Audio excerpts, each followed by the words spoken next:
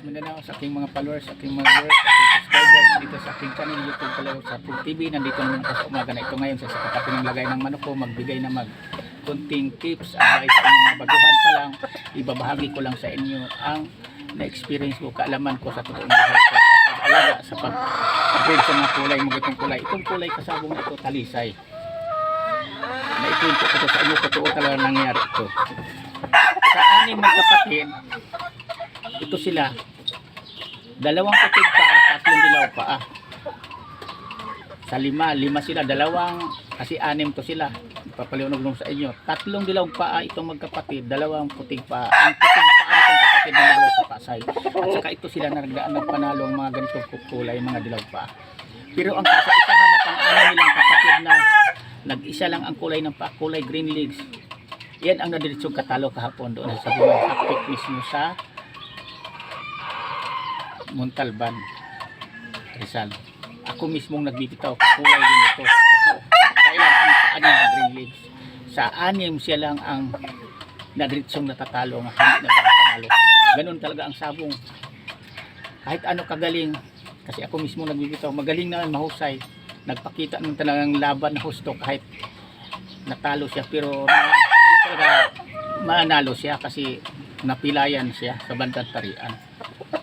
Pero kahit napilayan na, nagpakita talaga kasi ang manok kasing palahay at sa alaga, talagang makitaan mo siya ng laban bago matatalo yan pag hindi napuruhan sa pili.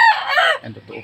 Kaya para sa inyong mabaguhan pa lang, totoo talaga ang mga sinasabi ko sa inyo, hindi ito gawa-gawa ko lang. Ako mismo nagbibitaw kahapon doon sa laban sa bunga ng kapatid nito na green legs. Kahit ano kagaling, natatalo dahil na yan. Pero ito silang sa 5 magkapatid, lahat sila nagdaang panalo.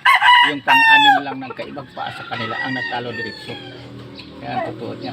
Kaya lagi kong inulit-ulit sa inyo, palaalang mga kapwa ko sa Pungiro, lalong baguhan pa kayo, nga alamin nyo ang kulay. Kasi ni-try ko naman uli ngayon. Dati pa talaga hindi nagpanalo sa akin ang green legs. Dapat pala hindi na lang ako ang nagbitaw noon dahil pinalaga ko yung manok ko ngayon. Dapat hindi akong nagbibitaw dahil hindi ako na siniswerte sa green legs na manok ko. Kaya pinalaga ko sa taga Montalban. Kaya nung ilaban doon sa sabungan, naka-schedule, tinawagan ako. Nagkataon din na ginagawa ko doon sa bahay namin, kaya may bahay ako mismo sa Montalban. Ginagawa ko yung bubungan, may butas ang irot, pinalitan ko, palumaan na. Akong pinabitaw. Bumitaw naman din ako, di ko naisip na hindi hiyang sa akin ang mga green legs. Nga talisay, kahit pula basta green legs. Okay lang kung blue legs o putig pa o dilaw. Yan ang pagpatunay ko sa inyo na isipin nyo sa lahat ng kapatid siyang kaisa-isahang nag-iba ang paa, naging green legs siya ang matalo. Akala ko swerte dahil nag-isa lang siya na lumabas nga nung kulay green legs. Kasi ang manok kasi, lagi ko sinasabi sa inyo, sa nakapanood ng laban sa talisay, binitawan ko ang kakulay nito, green legs lang ang paa. Talagang malakas. Siyempre sarili ko itong palahi. Pwede talaga itong harap sa mga sabungang mga manok na ito. Kanya na ito kahit pangit tingnan, pero okay dito paglaban, mahusay din. Kaya lang, hindi talaga manalo kahit ano siya kahusay, ano kagaling. Magaling naman din kaming magbabayan kasi nagpatalo lang dahil naunahan nga napilayan. Sana lagi niyong isipin, panoorin niyo ang aking mga content. Kasi ang mga content ko dito, hindi ko pinupuri ang mga manok na walang talo. Pinikwento ko sa inyo ang natatalo o nanalo o tumabla. Yan ang katotohanan lang dito. Gumawa ko ng sarili kong channel, YouTube Kalawag Kasabong TV, para maibahagi ko sa inyo mga baguhan pa lang kung ano talaga ang totoong history sa paglaban ng manok at ano kagaling may talo tayo.